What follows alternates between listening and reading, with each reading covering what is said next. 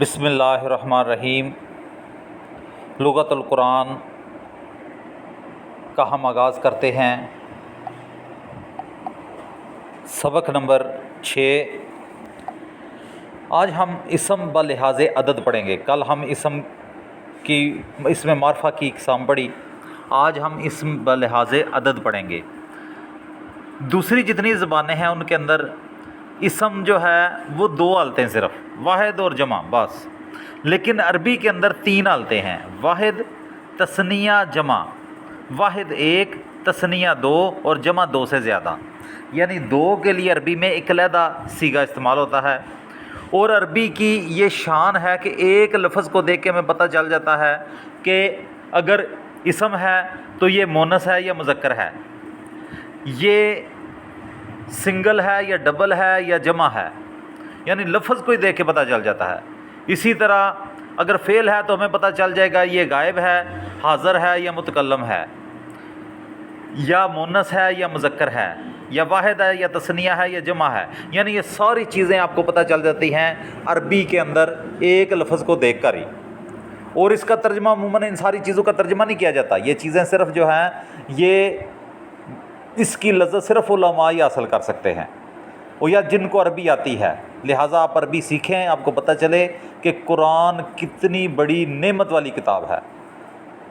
تو اسم بلحاظ عدد ہم پڑھ رہے ہیں، اس کے اندر پہلی چیز ہے مفرد۔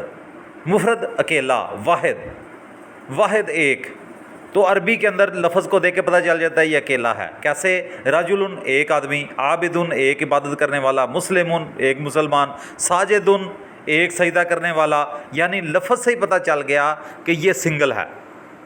اس کے بعد تثنیہ کی مثال: رجلانی 2 آدمی، مسلمانی 2 مسلمان، قاتلانی 2 قتل کرنے والے، ساجدانی 2 سجدہ کرنے والے۔ الف نون کا اضافہ ہے تو اس سے پتہ چل جاتا ہے کہ یہ تثنیہ کا صیغہ ہے۔ اسی طرح مسلمینی 2 مسلمان، رجلینی 2 آدمی، قاتلینی 2 قتل کرنے والے، ساجدینی 2 سجدہ کرنے والے۔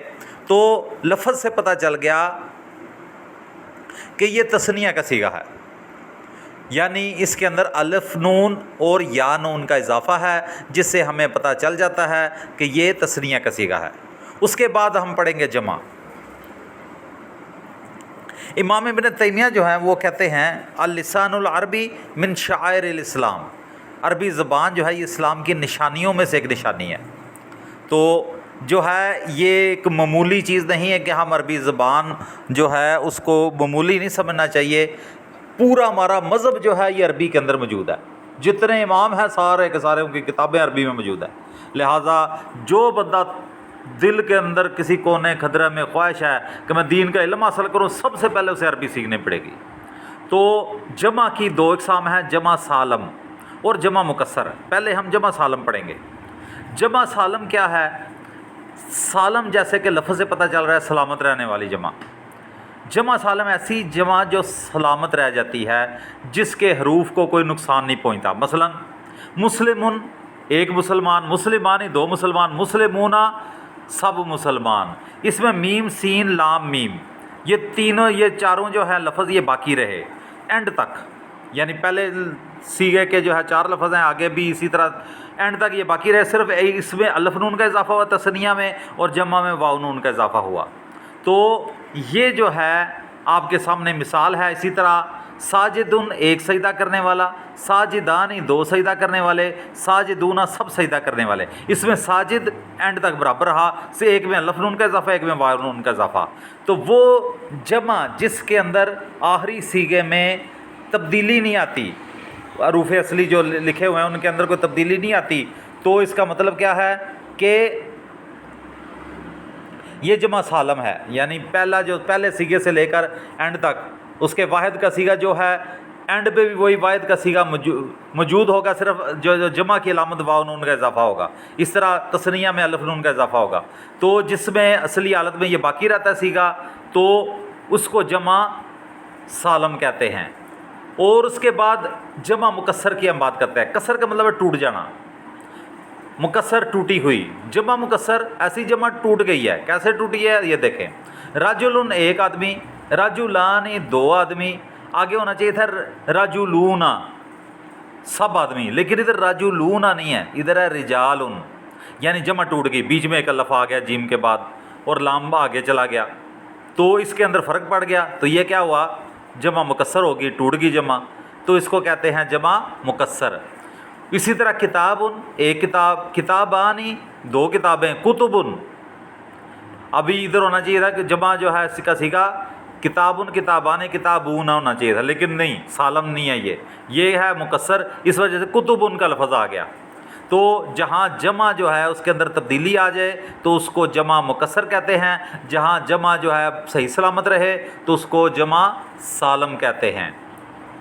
تو ابھی آپ کے سامنے جو ہے قرآن کریم میں آنے والی جمع جو ہے مکسر ہے وہ آپ کو دکھا رہا ہوں کہ یہ قرآن کے اندر مثلا قلبن 135 مرتبہ آیا ہے، وجہن 73 مرتبہ آیا ہے، بیتن 68 مرتبہ آیا ہے، یعنی یہ سارے سیغے لکھے ہوئے ہیں، یہ اسم لکھے ہوئے ہیں اور کتنی مرتبہ آئے ہیں سامنے آپ کے لکھا ہوا ہے، یعنی اتنی بار جو ہے یہ استعمال ہوا ہے۔ اب صرف ایک بار آپ نے یاد کرنا ہے تو قرآن میں جہاں بھی وہ لفظ آئے گا آپ کو اس کے میننگ کا آلریڈی پتہ ہوگا۔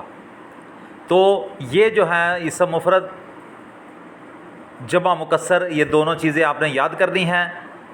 واحد جمع سمجھ لیں کہ ایک واحد ہے دوسری جمع ہے اور آگے جو ہے اس کا ترجمہ لکھا ہوا ہے، تو یہ آپ ان کو یاد کر لیں تاکہ ہمارے لیے قرآن پڑھنے میں آسانی ہو، اور جو ہے انشاءاللہ تعالی جلد ہی ہم اس کی مشقیں بھی شروع کریں گے۔ تو جو آپ کو کام دیا جائے ساتھ ساتھ آپ نے اس کو کرتے جانا ہے تاکہ ہمارے ساتھ چل سکیں۔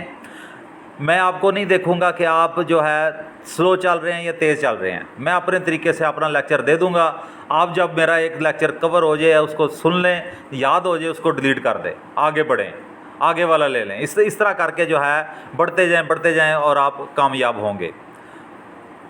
اور یہ آپ کی آسانی کے لیے جو ہے یہ موبائل میں کیا ہے تاکہ ہر بندے کی رینج میں آ جائے عربی زبان کا سیکھنا، بجائے اس کے کسی استاد کے پاس جائے۔ حالانکہ استاد کے پاس جا کر سیکھنا زیادہ بہتر ہے، لیکن بعض بندے ایسے مجبور ہوتے ہیں، نوکریاں کرتے ہیں، تو ان کے لیے یہ آسانی پیدا کی ہے۔ تو آپ سب بھائی اس جو ہے اس ایک پیج کو یاد کریں۔ السلام علیکم ورحمۃ اللہ وبرکاتہ۔